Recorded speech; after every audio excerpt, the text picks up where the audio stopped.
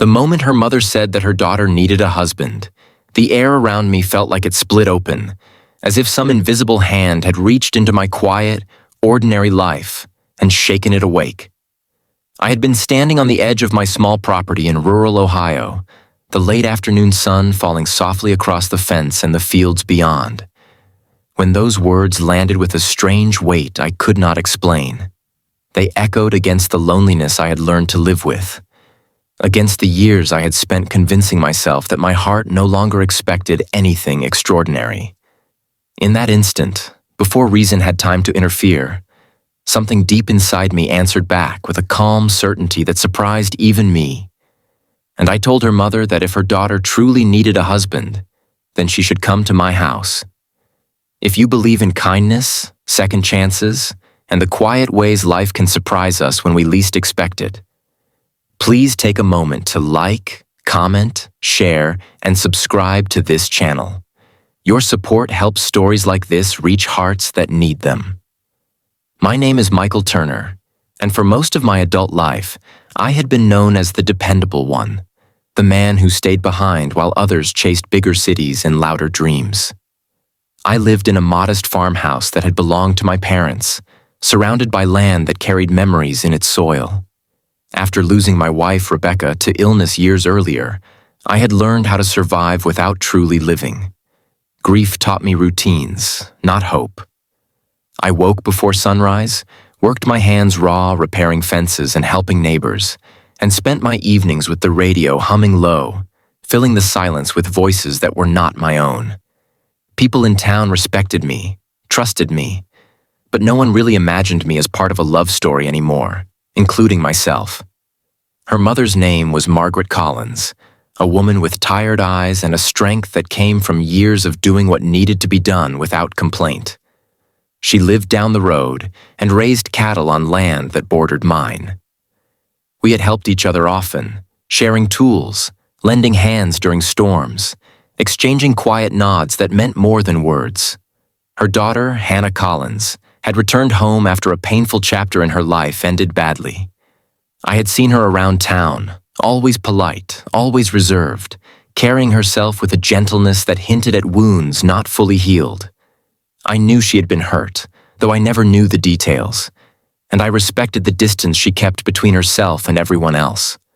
When Margaret spoke that day, it was not desperation that drove her, but concern mixed with love. Hannah had lost faith in herself after trusting the wrong person, and the small-town whispers had not been kind. Margaret worried that her daughter had begun to believe she was unworthy of stability, of family, of a future that felt safe. Hearing that, something in me shifted. I knew what it felt like to be defined by loss, to be looked at with pity instead of possibility.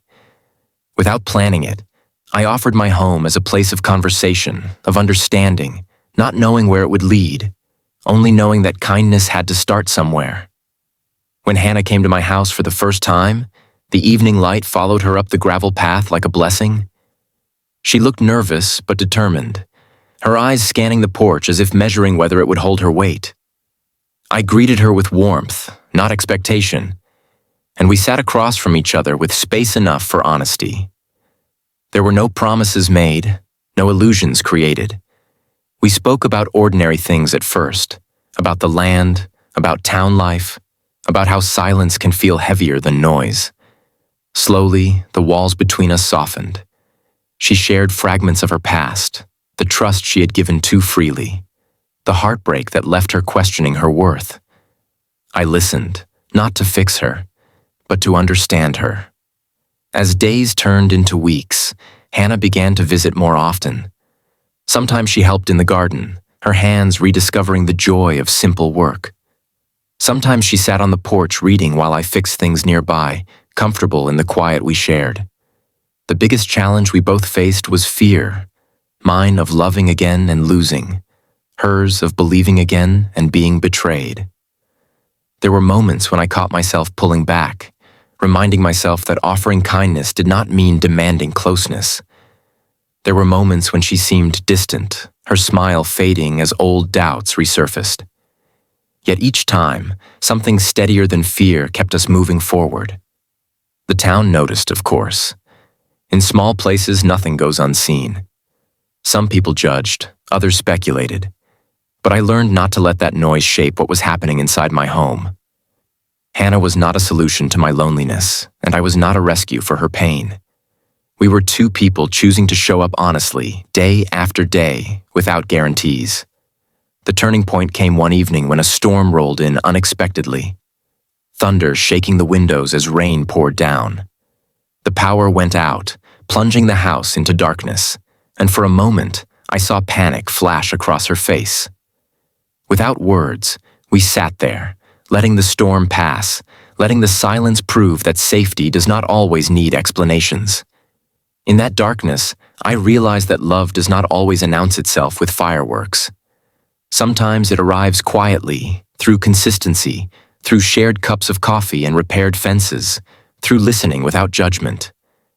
Hannah began to laugh more freely, her eyes brighter, her posture lighter. I found myself looking forward to mornings again, planning meals for two, caring not just for the land, but for the life unfolding within my walls. Margaret watched from a distance, her worries slowly easing into relief. She did not push, did not interfere. She trusted the process, and that trust made all the difference. When I finally understood that my heart had reopened, it was not with fear, but with gratitude. I had not replaced what I lost. I had honored it by allowing something new to grow.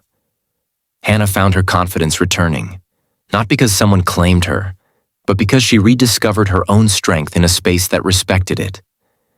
We talked openly about the future, about what partnership meant to us, about faith, patience, and the importance of choosing each other freely, not out of need, but out of desire. If this story has touched your heart in any way, if it reminded you that healing can be gentle and love can be patient, please take a moment to engage with this video by liking, sharing, or leaving your thoughts below. Your interaction means more than you know. The day we decided to move forward together was simple and unremarkable to anyone else, but to us, it felt monumental. There were no grand gestures, only a shared understanding that we were better walking side by side than standing alone. Margaret's eyes filled with quiet tears when she saw her daughter at peace, not rescued, but restored. The house felt fuller, warmer, as if the walls themselves had been waiting for laughter to return. I learned that sometimes, when someone says their daughter needs a husband, what they really mean is that she needs a place where she can be seen, valued, and safe enough to become herself again. Before the story ends, I invite you to comment below and share what this journey made you feel, or a moment in your own life when kindness changed everything for you. In the end, our story was not about saving or settling. It was about choosing hope after heartbreak, about opening a door without knowing who might walk through, and about trusting that love, when given room to breathe, finds its own way home.